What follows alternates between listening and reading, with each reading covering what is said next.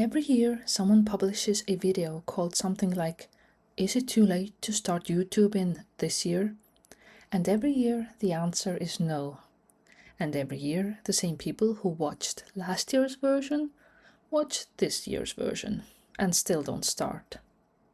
So I'm not going to make that argument. Not because it's wrong, it really isn't, but because it hasn't worked. Telling someone it's not too late doesn't move them. They already know it's not too late. That's not why they haven't started. I want to make a different case. A quieter one, you may say, about what YouTube actually rewards right now. What starting actually costs, and what the one honest reason is that most people are still waiting.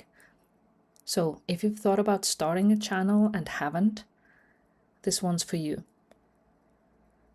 The platform has changed a lot since the years when everyone agrees it was easy. It's more competitive, there is much more content, and actually the average production quality is higher. But here's what hasn't changed, and what I think people underestimate when they use competition as a reason not to start. YouTube's algorithm has one job: keep people watching. It does that by matching content to viewers who are likely to engage with it, and the signal it has gotten consistently better at reading is not production quality, not subscriber count or upload frequency alone. It is specificity and consistency over time. A channel that speaks clearly to a specific kind of person week after week in a recognizable voice, now that's the channel that gets recommended. Not immediately, definitely not in the first month, but it gets there in a way that a polished but generic channel often doesn't. So the barrier to entry has risen in terms of effort, but it has not risen in terms of access. Anyone with a phone and something real to say can still build an audience. What is required, though, is patience and that word I couldn't pronounce, specificity. Yeah, and neither of those is a resource issue. They're a commitment issue. Which now brings me to the 3 excuses. There are 3 things I hear most often from people who have thought about starting and haven't. Excuse number 1. I don't have the right equipment yet. My camera isn't good. My microphone sucks. That editing software is just too expensive. Once I have the setup sorted, I will start. Excuse number 2. I don't know enough yet. I need to research more, learn more, be more of an expert before I put myself out there. I don't want to say something wrong or be embarrassed. And excuse number 3, I don't have enough time right now.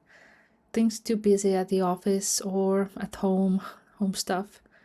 Once I finish this project, once my kids are older, once my life settles down, then I will start my YouTube channel. Now, these 3 excuses feel different, right? Equipment is a resources problem, knowledge is a competence problem maybe, time is a capacity problem, and they seem to require different solutions. No, actually, they're the same thing. All 3 are expressions of the same underlying feeling. It's not safe to start yet. The conditions aren't right and I'm not ready. And not ready is a feeling that does not go away by acquiring more equipment and more knowledge or more time. It only goes away by starting. Trust me, the equipment you have right now is good enough to make the first 10 videos. Those videos will not be your best work, and that's not a problem. That is the entire point of making them. Now, let's talk about what starting a YouTube channel actually costs, because I think people overestimate the wrong things and underestimate the right ones.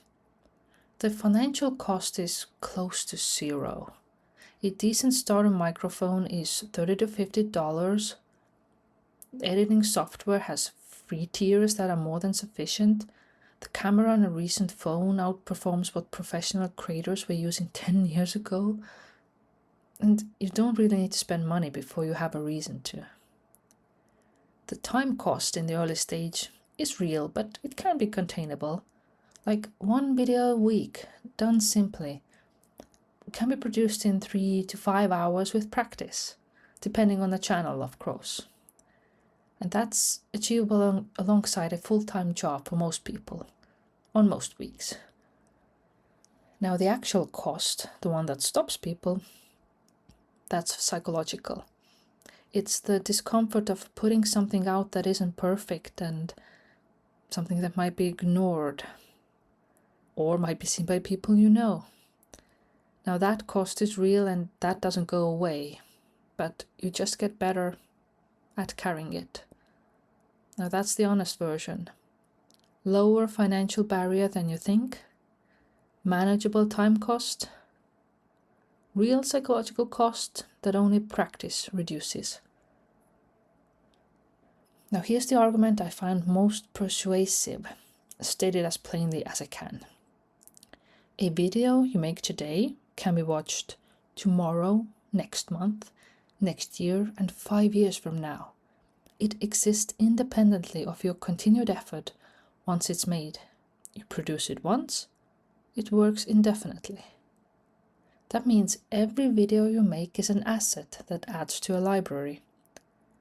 A library of 20 videos is more valuable than a library of 10, and not just twice as valuable, but disproportionately more, because the more content exists, the more likely any individual viewer is to find something that makes them stay. The channel you could have started a year ago would have a year's worth of videos in it right now. The channel you start today will have a year of videos in it a year from now. The channel you start next year will not. So there is no version of this where starting later is better than starting now. There are only versions where starting now feels less comfortable than waiting. And that discomfort does not decrease with time, it probably just finds new justifications. Now I want to share something honest. I had this argument in my head for a long time before I acted on it. I knew the compounding logic. I understood that the cost of doing YouTube was manageable. I was aware the excuses were just rationalized fear, and I still waited longer than I should have. Not because I needed more information, but because starting something that might fail, like slowly and in public, that's very uncomfortable in a way that trying to take it logically doesn't fully change it. I'm not yet past that discomfort. I just decided the cost of waiting is higher than the cost of starting. That's the whole calculation I did. Now, here is the only question worth answering before you start. You don't have to choose what's my niche or what equipment do I need or how often should I post. Just this. Is there a topic I could talk about honestly, with real interest for 2 years, without needing it to be successful in order to keep going? If the answer is yes, the rest will be solvable. Niche, equipment, format, all of that can be figured out as you go. The only thing that can't be retrofitted, so to say, is the interest. Answer that question first. What interests you? Everything else comes after. Now, if you're going to start before this video finishes playing. Open the account, choose your name, make the first decision, and the rest follows from that. And I'll be here making the same journey alongside you. So, be sure to leave a comment if you are starting your channel now. Okay, I'll see you in the next one. Bye!